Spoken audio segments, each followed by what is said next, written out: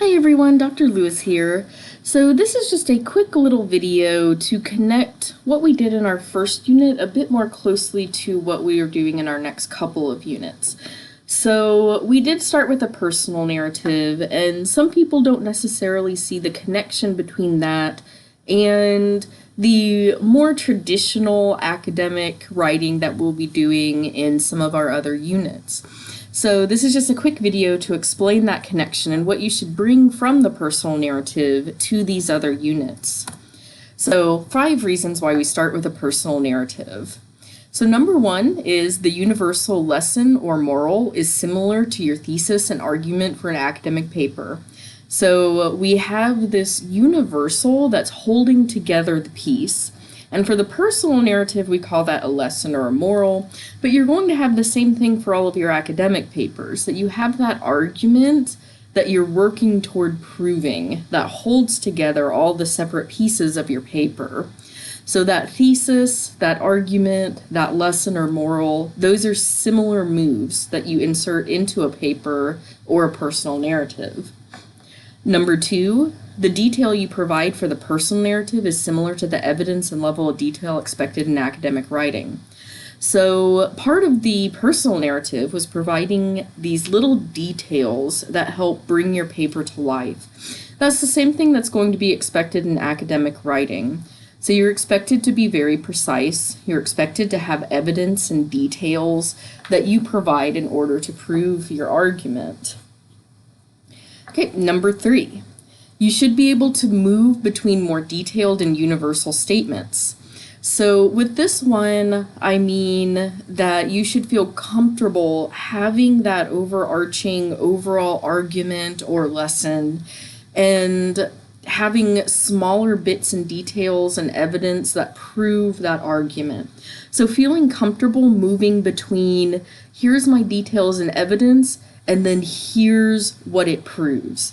Here's the greater argument that I am working toward.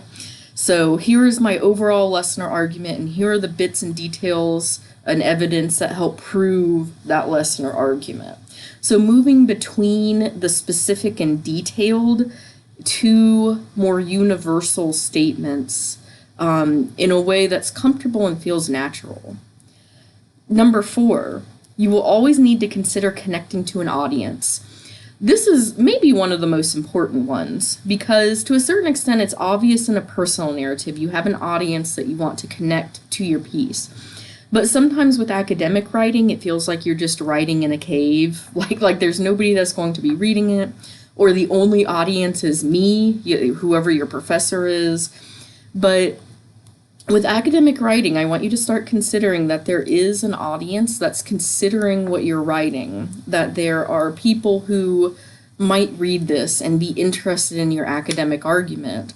So you want to consider that audience and what will be the most effective way to reach them.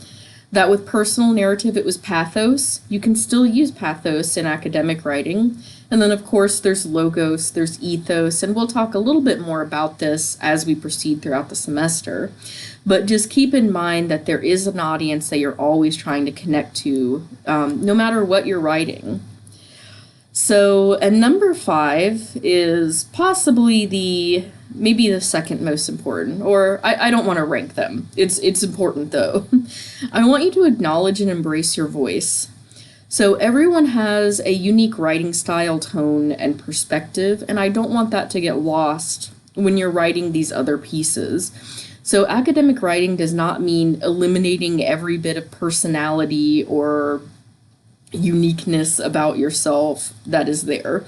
Of course, there are some standards for writing. There are some methods that I do have to teach you and hold you to, but it does not mean that you have to completely eliminate everything that makes your writing voice you, all of your personality and all of your quirks. So I want you to let your voice shine no matter what you are writing and kind of embrace that you are a human being and that you have interesting perspectives and interesting ideas to bring to these papers.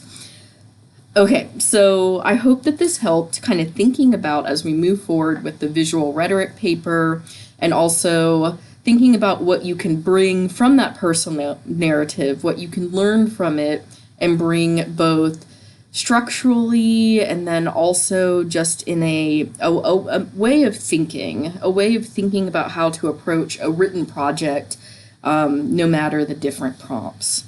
All right, so let me know if you have any questions, and if not, I'll talk to you soon.